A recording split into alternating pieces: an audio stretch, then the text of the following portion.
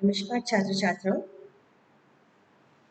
हम लोग द्वितीय वर्ष के जो पेपर है, प्रथम पेपर है विश्व का प्रादेशिक भूगोल, उसमें द्वितीय यूनिट पर चल रहे हैं। प्रथम यूनिट के अंदर हमने जापान का जो प्रतिनिधि राष्ट्र था उसकी चर्चा की और अब हम आज की कक्षा में हम अफ्रीका महाद्वीप के प्रतिनिधि राष्ट्र मिस्र की चर्चा करेंगे। पिछली कक्षा में हमने मिस्र के बारे में कुछ सामान्य जानकारी, उसकी अवस्थिति के बारे में जाना। हमने ये देखा कि मिस्र वास्तव में सहारा के महान मरुस्थल का एक भाग है, एक छोर है जिसकी सीमाएं अफ्रीका के साथ साथ भूमध्य सागर और एशिया से भी लगती है। यह एक बहुत ही प्राचीन सभ्यता का देश है। मिस्र का नाम आते ही हमें पिरामिड और मम्मी याद आते हैं। एक प्राचीन सभ्यता का देश है और लंबे समय का इसका इतिहास है और आज भी यह एक सांस्कृतिक रूप से संपन्न राष्ट्र है। अब जब हम मिस्र की चर्चा कर रहे हैं तो मिस्र का जो पूरा भौतिक स्वरूप है, आज हम उस पर थोड़ी सी चर्चा करेंगे और हम देखेंगे कि मिस्र की भौतिक विभाग किस प्रकार के हैं। मिस्र मूल रूप से रेगिस्तान है। पूरा मिस्र का जो भूभाग है वह समतल मैदानी भाग है, लगभग समतल मैदानी भाग है। कई जगह रेत के टीले इतने ऊंचे हो जाते हैं कि वो उच्च भूमि की जैसी अनुभव देते हैं, परंतु मूल रूप से वह समतल है। एक जो उच्च भाग वहाँ पर हमें कुल मिलाकर मिलता है वो वहाँ पर पठारी भाग है जो वहाँ के दक्षिण पूर्व के अंदर है। उस पठारी भाग को छोड़कर पूरा जो राष्ट्र है वो मैदानी है। केबीर का पठारी वहाँ का एक मुख्य पठारी भाग है। अब हम चर्चा करेंगे उसकी आंतरिक संरचनाओं की। जो नील नदी है जो आपकी वादी हल्फा से एंटर करती है, आप जानते हैं कि नील नदी भूमध्य रेखा से निकल के आती है। भूमध्य रेखा की विक्टोरिया झील से निकलकर यह नदी उत्तर की तरफ बहने लगती है और विषुवत रेखा को पार करते हुए ये मिस्र में एंटर करती है। जब मिस्र में ये प्रवेश करती है तो इस नदी का जो पहला एंट्री है वो वादी हल्फा से होती है। अपनी घाटी में बहते हुए यह उत्तर में भूमध्य सागर तक जाती है और वहां जाके अपना एक विस्तृत डेल्टा बनाती है। इस पूरे क्षेत्र में जो इसकी लंबाई है वह एक सिंगल रेखा के रूप में है। कोई भी इसमें ज्यादा सहायक नदियां नहीं मिलती क्योंकि रेगिस्तान होने के कारण किसी प्रकार की यहाँ का अपना अपवाह क्षेत्र विकसित नहीं हो सका है। एक पतली घाटी है जिसकी चौड़ाई 19 किलोमीटर से अधिक नहीं होती है कहीं भी। जहाँ पर असवान बांध बना है, असवान मैं बता दूं आपको, जीवन रेखा है जो नील नदी उसमें बना सबसे बड़ा बांध है मिस्र का और बहुत पुराना बांध है असवान बांध, जिसने नील नदी की सिंचाई व्यवस्था को और ज्यादा सुदृढ़ किया और मिस्र की पानी की आवश्यकताओं को पूरा किया।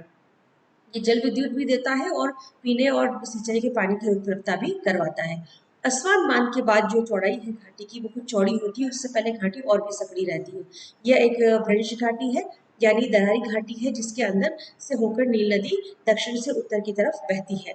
अब नील नदी के अंदर जो डेल्टा है, जो नील नदी का डेल्टा है, उससे पहले काहिरा जो वहाँ की राजधानी भी है मिस्र की और बहुत ही प्राचीन शहर है, वो नील नदी पर स्थित है और उसके बाद उसका डेल्टा प्रारंभ हो जाता है। डेल्टा पर आगे जाकर जो प्रमुख वहाँ का बंदरगाह है अलेक्जेंड्रिया, वो स्थित है। अलेक्जेंड्रिया एक बहुत ही प्राचीन नगर है और बहुत ही बड़ा बंदरगाह भी है। इस प्राचीन नगर को अलेक्जेंडर महान ने 332 ईसा पूर्व में ढूंढा था।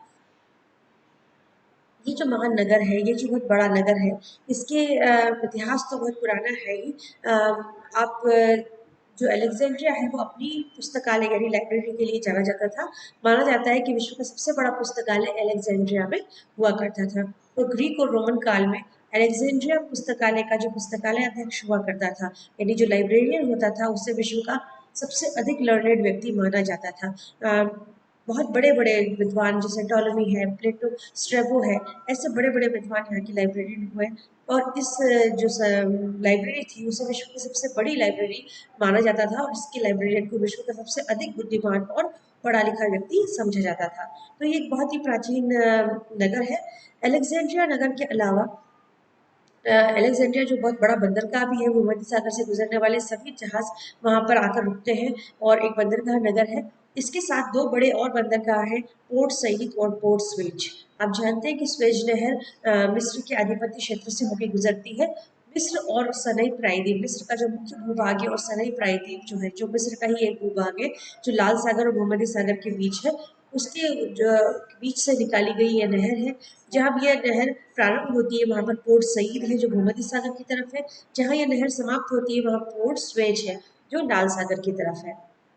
इस पूरी नहर के आगे दूसरी ओर सनई प्रायद्वीप है जिसकी सीमा इसराइल से लगती है, और इसराइल से कई सारे सीमा विवाद भी मिस्र के बने रहते हैं। तो इस तरह से मिस्र का जो भूभाग है वो पूरी तरह से रेगिस्तानी है, मैदानी है। जो आपका पठार है वो सीधा का केबीर का पठार ही एक छोटी उच्च भूमि है। मूल रूप से ये चूना प्रधान चट्टाने हैं, और चूना चट्टाने जो मूल रूप से हिंद महासागर की ओर का जो किनारा है, लाल सागर का जो किनारा है, वो पठारी है और उसके अंदर चट्टाने देखने को मिलती है। सरै प्रायद्वीप का जो मध्य भाग है, मध्य पिंड है, वो भी पठारी है और पथरीला है। शेष सारा रेगिस्तान है। सारा रेगिस्तान सहारा मरुस्थल का ही एक भूभाग है।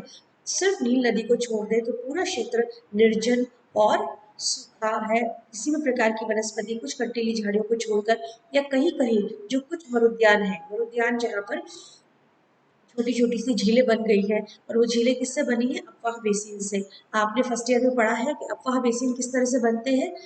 लंबे समय तक हवाएं धरातल से मिट्टी को हटाती रहती है, अपनी जगह को साफ करती रहती है, क्योंकि वहाँ पर पानी की टोपोग्राफी नहीं है। तो हवाओं के लगातार घिसते रहने से जमीन नीची हो जाती है और वहाँ एक खड्डे डेवलप हो जाते हैं। कई ऐसे खड्डे हैं जिनका स्तर समुद्र तल से भी ज़्यादा नीचा है, यानी इतने लोलैंड्स बन गए हैं कि वो समुद्र तल से भी ज़्यादा नीचे हो गए हैं। उनमें जो कुछ छोटी बहुत वर्षा होती है उसका पानी वहाँ इकट्ठा हो जाता है, या कई सारे इतने गहरे हो चुके हैं कि भूगर्भिक पानी भी, भूतल का जो पानी है वो भी वहाँ पर सोते के रूप में निकल आता है। तो इस तरह के जो दबाव बनते हैं उनके अंदर छोटे छोटे मरुद्यान डेवलप हो जाते हैं, और ऐसे कुछ मरुद्यानों को छोड़ के पूरा जो क्षेत्र है वो निर्जन है, पूरा क्षेत्र सूखा है। सिर्फ जो आपकी जीवन है वो नील घाटी के आसपास ही फैला है, और नील घाटी जैसे मैंने बताया कि उसकी चौड़ाई बहुत कम है, 19 किलोमीटर मैक्सिमम नील घाटी की चौड़ाई है, और उसी के अंदर सारी कुछ कृषि, सारा कुछ शहरों का विकास, जो भी वहाँ का विकास है वो उस नील घाटी के आसपास ही फैला हुआ है।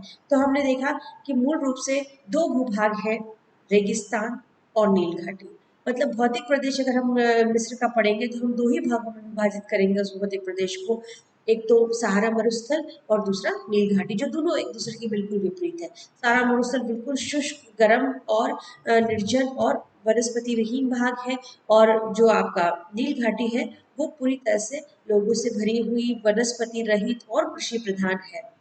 हालांकि गर्मी दोनों जगह ही समान है, वहां पे भी गर्मी बहुत है क्योंकि मरुस्थल का ही भाग है नील घाटी भी, तो गर्मी तो दोनों ही जगह समान रूप से रहती है, परंतु आर्द्रता नील घाटी में बनी रहती है।